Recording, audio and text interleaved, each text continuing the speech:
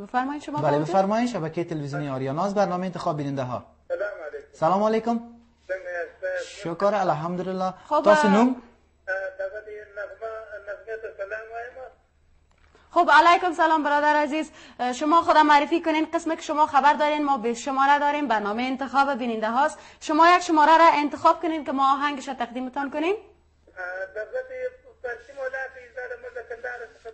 خاورو را مونگا شل شمیره لرو چقدر بیماناسی خواه تر وقت برنامه را میگیری گو میکنی بیخی نکو خود خود دیدی که من زان از او گفت که من نمیفهم پشتو من کت شنر نغمه را پرسان میکنه خود نغمه را میکشیدی زنده هیچ معلوم نشد که نغمه را چی گفت بیخیرش خندید دلت شده به قرآن شریف برنامه را یک نفر نیست همینجا که یک زنگ بزنه خلاص شده خبر باشه به قرآن شریف حال وقت ثبت شده بود خلاص شده بود.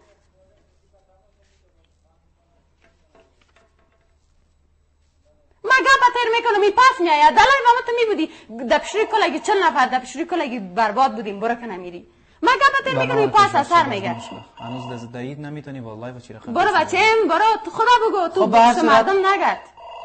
خب به هر صورت آهنگی بود با آواز غلامعلی، مطلع آهنگ بود چپکه چپکه رات دن یا صبحانه یاده. خب من تو یک مطلع داشت.